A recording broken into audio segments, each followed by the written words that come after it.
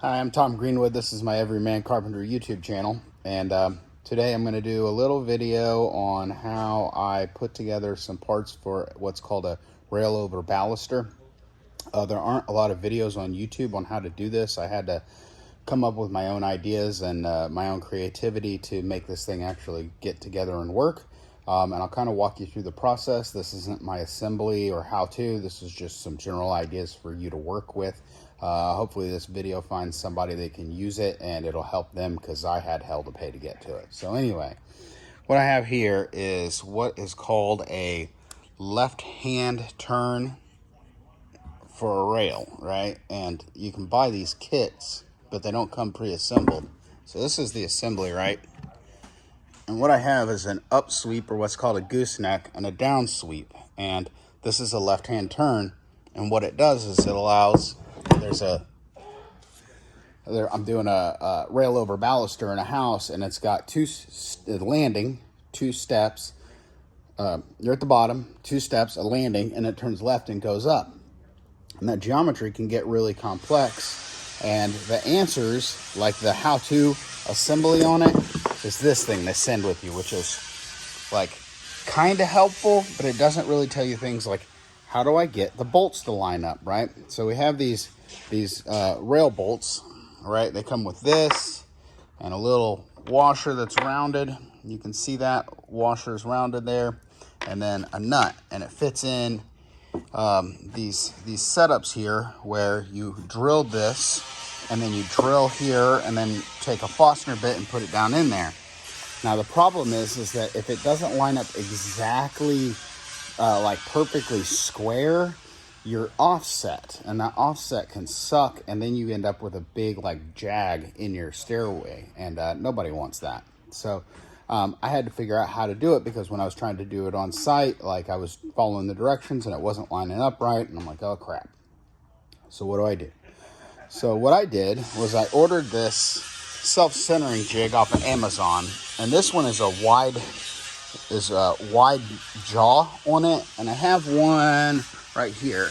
And this is the one I have, which is really nice. I got it from Rockler, but it only opens up 1.5 inches max. And the problem is that these rails are like 2¼ inches tall. So I had to order this thing off of Amazon, and it's done an amazing job, and it came well calibrated. I think it's called a O-School or something like that, but good. So what I did with it is I was able to mark a line, right? So you can see I have my mark there. And how I did that is I took this tool right here, the sliding bevel tool, and I set it to center. This isn't exactly set up, but I set it to center and marked it. And then I took the corresponding piece and came off of the other edge, and I marked center on it. And then I put the centering jig on here, boom, and then I could just drill and get my holes. Now, that was great, except when I came with the Forstner bit and got it deep enough, I couldn't get the wrench. They make a special fancy wrench, right? This thing costs about 15 bucks, and it's designed to be able to fit down in here, but it's so deep that I couldn't get any wiggle, which meant that I had to make a shallower hole. So what I ended up doing was taking a piece of plywood and running it through the planer, so it was 7/16, and then I set it up. Let me see if I can show you how I did this. Boom. I set it up on, boom, this piece right here, like so. This is for illustration purposes only. And then I set this like that and slid that piece of plywood in there. Okay. And that allowed me to get the right distance and everything set up so that those bolts would land on center for the same pieces. And then I took the piece, once I had it like drilled, let me show you this. So that's not nearly as deep, that's assembled. What I did is I came over here and I used the drill press and this vise. I don't know what this vise is called, it's just one we have, but you can walk it back and forth and left and right. Put a piece of leather in there and clamped it down real tight and got the perpendicular angle to that hole that I had made for the bolt, and then pressed it down and drilled it, and that allowed me to get this, and this. Now, problem is that geometry is weird and it's difficult, and it didn't come out quite right, so that I was actually offset a little bit, so that my pieces weren't lining up right. Even with all that jigging, I couldn't get square the way I wanted. So what I had to do was come and on the pieces like this one here and this one here, I had to take a 1/2-inch drill bit and drill out this hole right there.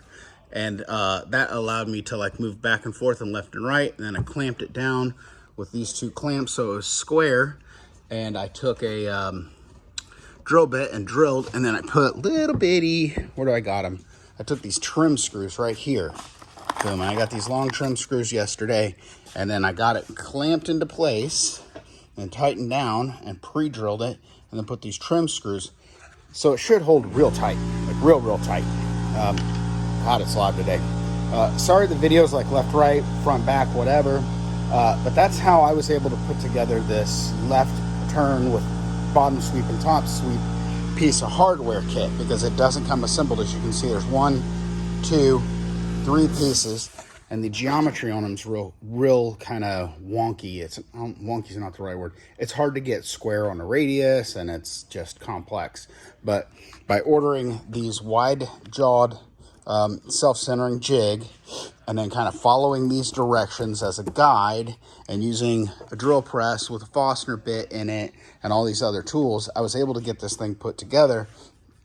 Now what this does is this down sweep and this up sweep, it allows me to hit an angle so that when we have this piece of stair rail coming down, what we can do is line these 2 angles up, and I can mark using this is like an exact representation of the angle of the stairs. What I do is I will set this up just like so that this is flat, and lay it against it, and then perpendicular to that I make a mark. So perpendicular to this, I'll make a mark and cut it, and take that and transfer that same angle onto this piece, and then it'll all clamp together, and it should be one nice piece going up, and then it'll come down, and then I can do the same kind of idea on the bottom sweep here, so that it comes out to this handrail. So there'll be a handrail somewhere over here like so.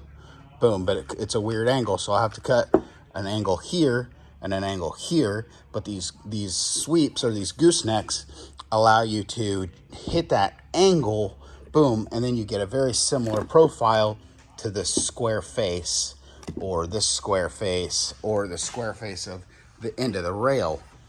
And that's kind of how I went through it. I know that's not incredibly clear. I'm not showing a how-to. This was just the process that I followed in order to make it work. I'm sure that there's a better way to do it, but I couldn't find a good video on YouTube. I found a lot of videos, and guys are like, oh, you just drill it, and you just drill it, and they assembled it together. And I'm like, yeah, I'm not having that same experience here, guys. So I'm going to take it to the shop, and I'm going to jig everything up and make it square. And as you can see, it's not perfect. You know what I mean? There's like a little bitty lip there, but I can sand that off all the way around.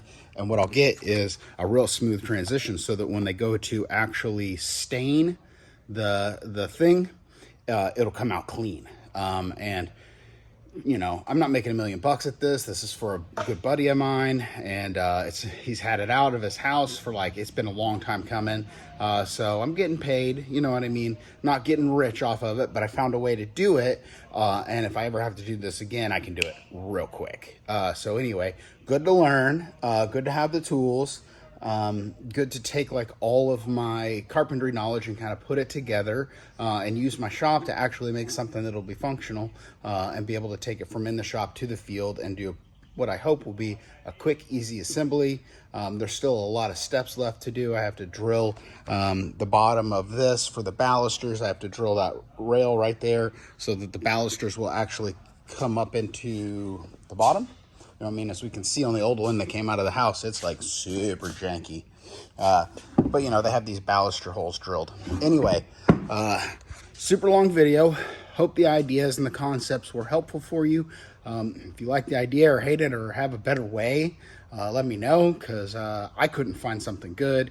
Carpentry guys I called were like, yeah, you just kind of fit it together. And I'm like, that isn't going to work for me here. Anyway, have a good day. Hope you're enjoying the end of summer. And I'll send you guys a new video when I have something that I feel like is worth talking about. Bye.